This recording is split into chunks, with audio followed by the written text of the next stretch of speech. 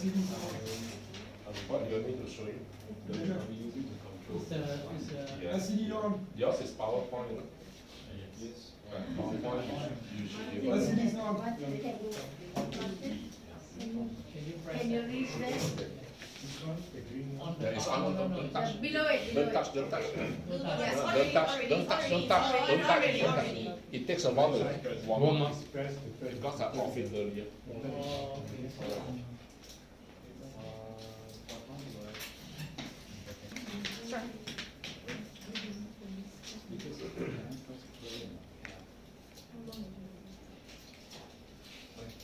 Okay, while we are sorting out the technical issue, going forward, whoever wish to present and who wish to use the PowerPoint slide, strongly advise to come early to test the equipment. Yeah.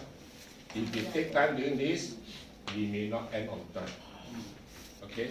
So if you don't end on time, taxi fare, claim from David. Ladies and gentlemen, presenting David Low.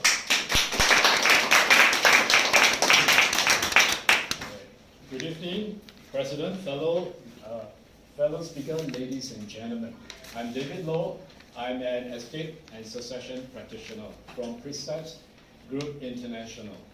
Precepts is a full-fledged established estate and succession planning solution provider. Like it covers, right, wills and custody, trust, global incorporations, training and seminars, and digital trust solution. We are one of the largest in the industry within the Asian region. And we have a track record of writing more than 16,000 wills. And we have more than 2 billion assets under trust, that is under our administration.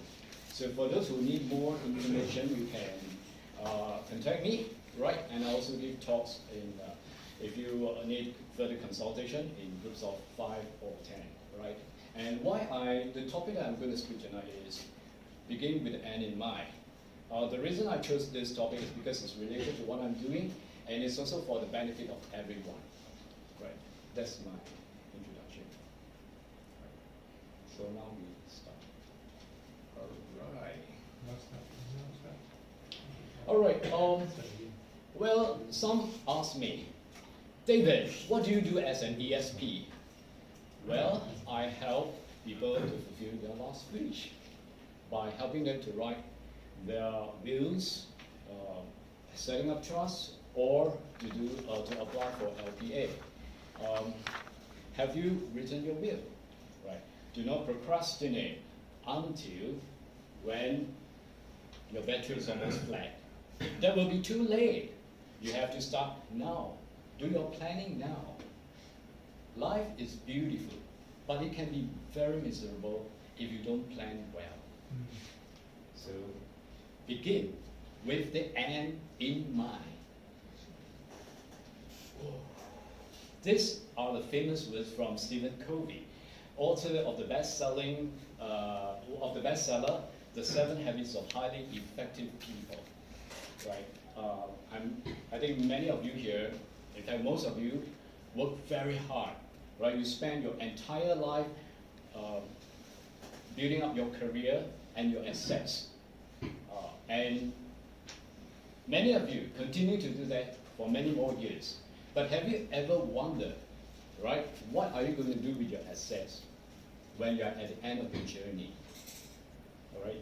How many of you have written your will? Please raise your hand. Okay, there are about half of this. What about the other half? Well, if you have no will, then do you know what's going to happen? Well, there are some possibilities. Let me show you some. Right, illustration. Look at this. This lady over here, she's Dr. Freda Paul. She's a pediatrician, a very rich lady, single, and it was not here, right? I don't know. Okay, she sold her house for 15.4 million in 2009. Now, with that kind of money, you can live in comfort. However, that was not the case, because right? She has been exploited, and she didn't, all right? And she was discovered, right?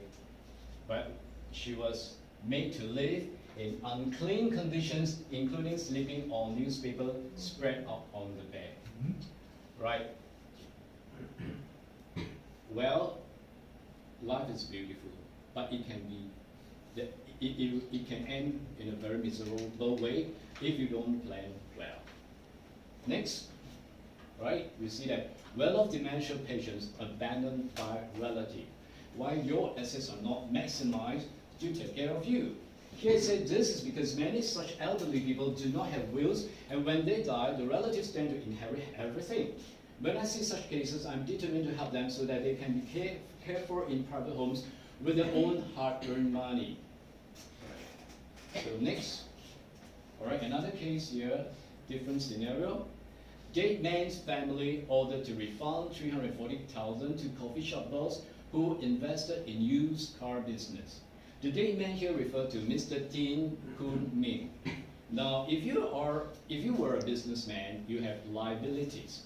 Now, who is going to bear your liabilities when you are no longer around? Well, the business partner, Mr. Wong, followed up with a letter to Mr. Tin's family. When he did not receive payment, of course you can't receive payment from a dead man. He sued Mr. Tin's daughter, Miss Michelle Chen, who was the administrator of his estate. Michelle Chen is an innocent party. This poor girl has to bear the liabilities. Now, for those who are doing business, you need to protect your loved ones. How many, is there anyone who's going to pass on your liabilities to your children? Nobody will do that, right? So you have to plan and protect your family from creditors. Next, woman sues grandkids for trying to sell HDB flat. What happened here is, this man, Mr. Ng, right, he was the sole owner of an HDB flat. But he died without a will. Now, according to the intestate law, right, so if he has no will, then his property will go to his daughters. These are the two ladies here are his daughters. However, the mother, this one is his mother, Mr. Ng's mother, was not happy because she get nothing, right? The two daughters get 100% from Mr. Ng, right? Why is she not happy? Because she has paid housing board $277 each month for 26 years, totaling over $117,000. In the end, she get nothing, and she was asked to move out because the two daughters wants to sell the house. Is this fair? Well, this happened because there is no will, right? And the next slide. Uncertain future for young children whose parents died in Johor car crash. Now, these two kids, their parents died. This man here is their uncle. That means the deceased brother. And what this man is Sam, right? He told the newspaper yesterday, I'm the only one who lived with them, sorry, not yesterday, sorry. I'm the only one who lived with them in Singapore, but I can't look after them alone because I have to work. Firstly, there's no guardian, right? Secondly, he said, with no knowledge of the existence of a will or the couple's assets, the family is at a loss over how to proceed with legal arrangement.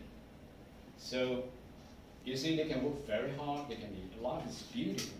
But if you don't have planning, this may happen. Right, to sum it up, I just want to tell you the benefits of writing a will. You can decide who to receive your assets, provide for those who are not entitled under the intestacy act, like in the case of the grandmother. Decide how much your beneficiaries shall receive, appoint executor or trustee, appoint guardian, reduce confusion, expedite legal process, reduce stress for your next of kin, avoid arguments, and you can give to charities. Right? So my last piece of advice here is strive to have a memorable exit, then a loud entrance. Because what matters is not being clad when we arrive, but being remembered when we leave.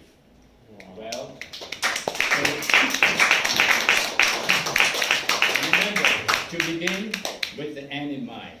Well, thank you.